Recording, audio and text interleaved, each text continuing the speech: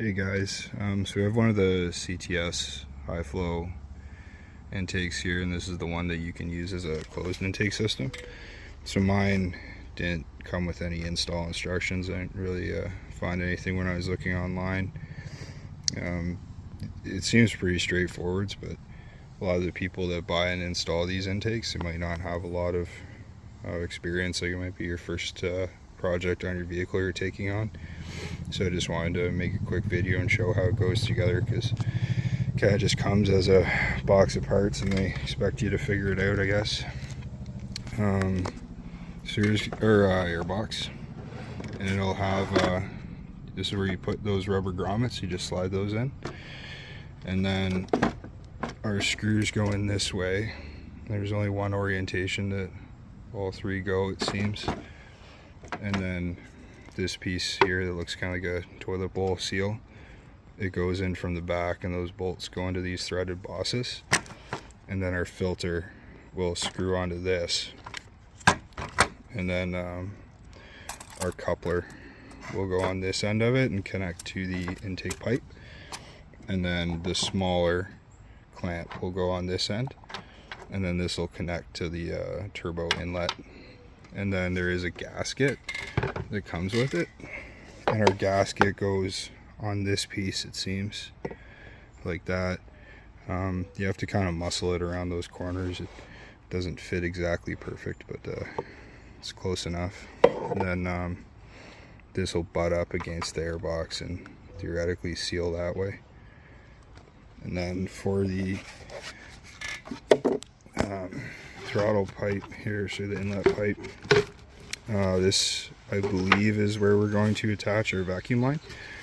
This is for a vehicle without secondary air. So you have a piece of vacuum hose that comes with here with a little butt joint connector. And then I believe this will splice into our stock system like that. Now this was fairly loose. It didn't really fit very well, so I put a little bit of plumber's tape on there, just because I had some of the T-tape that's rated for feels and stuff. If you do that, make sure you put it on and wrap it the correct way, and leave a couple threads at the end. You don't want a bunch of tape hanging over, because then when you screw it in, it can cut that off and it'll go into your engine, and you don't want that. So we'll get this all put together, and then I'll show you it again, and we'll get it on the vehicle. Alright, so we have this assembled now. So we got our bolts going into the bosses, shiny side up on the washers. Clamps don't have to be super tight, these worm gear clamps. It's just sealing against the intake, right? So those should be under vacuum. This is pretty pliable, so it just needs to be squeezed a little bit, just so you don't get any crazy leaks. These here go into plastic, so you don't really want to tighten the hell out of them. You'll strip them out. So basically, just until they're snug, it's just holding this plastic panel down is all it's doing.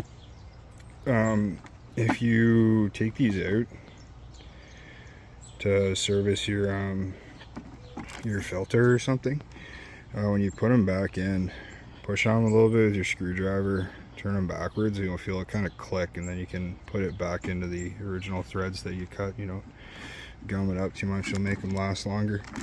And with these worm gear clamps, I always like positioning them somewhere where I can get a screwdriver on it easily.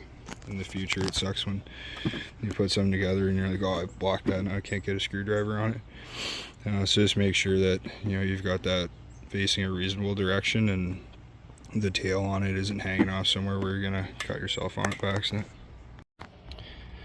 So I guess this is probably where our story should have began.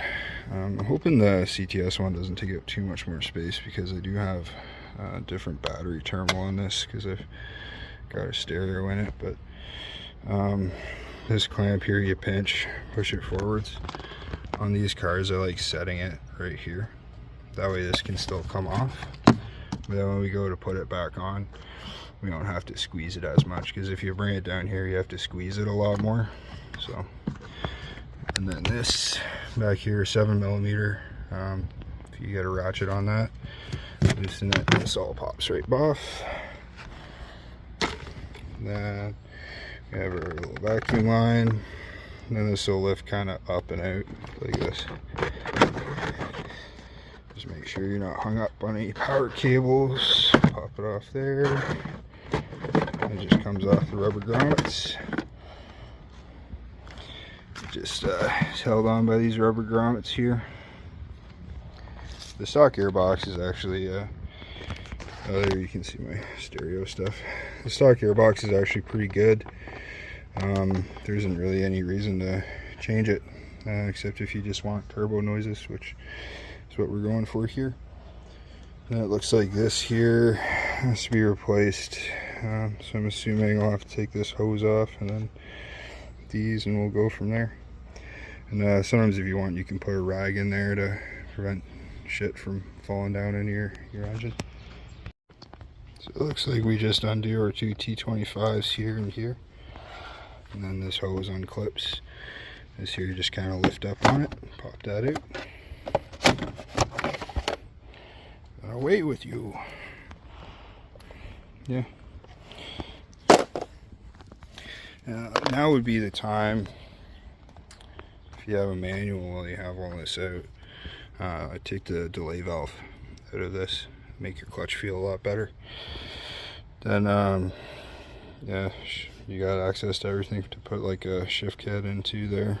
People say you have to take the battery tray out. I put that, it's a Diesel Geek shifter. I put that in without taking the battery tray out. It's not that bad.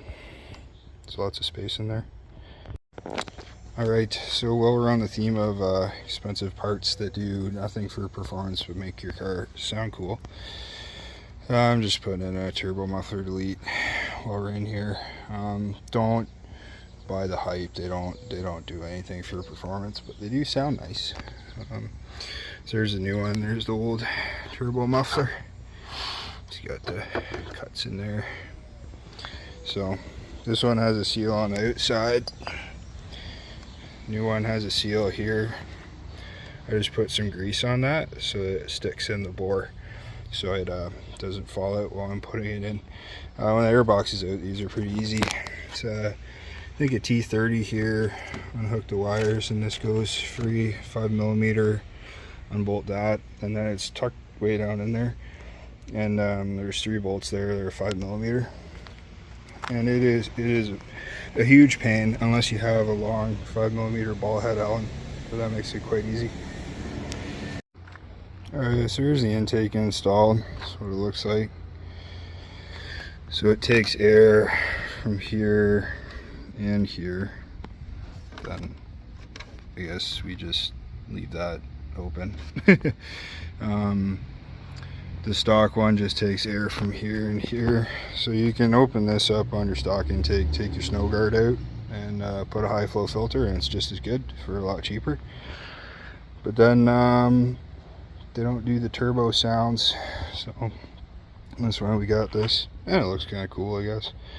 The little metal barb on the end goes to the silicone hose here, and the stock vacuum line tucks in back in there, and I pulled on it and it felt like it really didn't want to come off, so I just cut it, spliced this one in. I thought about shortening it up, but I kind of like having it a bit long, that way when I take this out I don't have to, you know, to have more hose to deal with. Don't actually pull on something and wreck it. I just zip tied it to this. There isn't really a provision to tie this down on the CTS airbox. I'll probably put a zip tie mount there, and just to keep that from flopping around, just because I don't really like that. They give you some zip ties, but I don't know we're big enough to zip tie that, but whatever. Here's I just used the stock VW screws because they're a shouldered bolt, so they have a bit more grip, because it's only relying on this little piece of plastic here to hold it in, which I'm not like, I don't know, I guess that's more or less how the stock one is, but just seems a little flimsy maybe. There was a bunch of crud underneath this when I took it out, so I'd recommend, you know, cleaning that. It's a good time to clean some stuff in there, but I didn't bother because I'm putting an intercooler in this car when I get around to it. I have a Mishimoto intercooler I haven't installed yet, so I'll be taking all this off again anyways. Yeah, turbo muffler's in, so we clock the clamps here. It's all solid enough. Well, may as well go ahead and start it for you. I don't know how well you're gonna be able to hear any sounds, but